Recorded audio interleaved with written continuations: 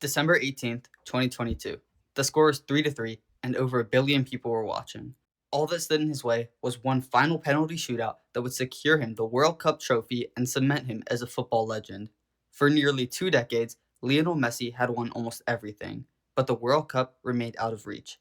And as he stood on the field in Qatar, the entire story of his life had led to this moment. June 24th, 1987. In the city of Rosario, Argentina, a boy named Lionel Andres Messi was born, and from the moment that he could walk, he seemed to have a football at his feet. While other kids seemed to play for fun, Messi played with an intensity that surprised even adults. From the start, he joined a local club called Grandioli, coached by his grandmother. She was one of the first people to recognize his extraordinary talent. Years later, Messi would dedicate many of his goals in her memory. But despite his incredible ability, a major obstacle soon appeared. At age 11, Messi was diagnosed with a growth hormone deficiency. Without treatment, his physical development would be severely affected. The treatment was expensive, far more expensive than his family could afford. For a moment there, it seemed like one of the greatest football careers ever might have ended before it even started. Then came an opportunity. A scout from Spain had heard about a tiny Argentine kid with unbelievable talent. That scout had worked with one of the biggest clubs in the world, FC Barcelona.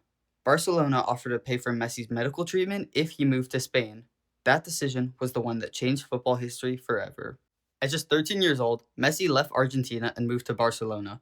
Unlike many future superstars, Messi wasn't physically dominant. He wasn't the fastest, he wasn't the strongest, but he was small, quiet, and shy. But what he did the best was when the ball reached his feet, everything changed. Coaches immediately noticed something special. His balance, his control, his vision, the way the ball seemed to be glued to his boots.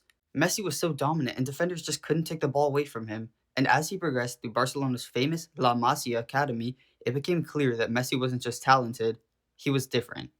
Then, in 2004, at just 17 years old, Messi made his first team debut for Barcelona. The football world had no idea what was coming. Within a few years, Messi became one of the most exciting players on earth. Then came 2008, where Barcelona signed a new manager, Pep Guardiola. Under Guardiola, Messi reached an entirely different level. Barcelona played some of the greatest football ever seen, and Messi, he was at the center of it all. He dribbled through defenses, created goals from impossible situations, and scored at a rate that seemed unreal. By 2009, he had won his first Ballon d'Or as the world's best player, and it wouldn't be his last. Around the same time, another superstar was dominating football, Cristiano Ronaldo. For over a decade, Messi and Ronaldo pushed each other to incredible heights. Every season became a competition. Who would score more goals, who would win more trophies, and who would be remembered as the greatest? Their rivalry transformed football. Fans debated endlessly. Records fell almost every week, and together, they produced numbers that seemed almost impossible. During his Barcelona years, Messi became the club's all-time leading scorer. He won multiple league titles, multiple Champions Leagues, and Ballon d'Or after Ballon d'Or. Many began calling him the greatest player ever. Yet, despite all of his club success, one criticism followed Messi everywhere. He hadn't won a major trophy with Argentina. Time after time, Argentina came close, and time after time, they fell short. They lost the 2014 World Cup, they lost multiple Copa America finals, with each defeat bringing more and more pressure, more criticism, and more questions. Some people started to wonder if Messi would ever win anything significant for his country. Then, in 2021, everything changed. Argentina defeated Brazil to win the Copa America. For the first time ever, Messi had lifted a major international trophy. A huge weight had finally been lifted, but there was still one prize left, the biggest prize of them all, the World Cup. Then, the 2022 World Cup in Qatar felt different for Messi. Messi was 35 years old, and many believed this would be his final chance. Argentina began poorly, suffering a shocking defeat in their opening match, but they recovered. Match after match, Messi delivered. Goals, assists, and moments of magic. He carried Argentina through the tournament. Then came the final against France, a match many now consider the greatest World Cup final ever played. The game swung back and forth. Argentina led, France came back, Argentina led again, France came back again, and after 120 minutes of exhausting gameplay, the score was tied 3-3, and the winner would be decided on penalties.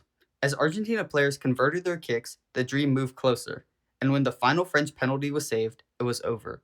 Lionel Messi was a World Cup champion. The one trophy that had eluded him for his entire career was finally his.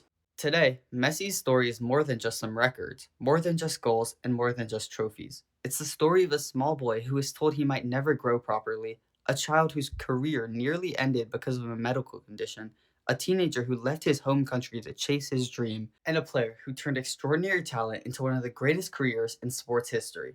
From Rosario to Barcelona, from heartbreak to glory, from wonder kid to World Cup champion, Lionel Messi didn't just become one of the greatest football players ever, he became a symbol of what can happen when talent, perseverance, and opportunity come together.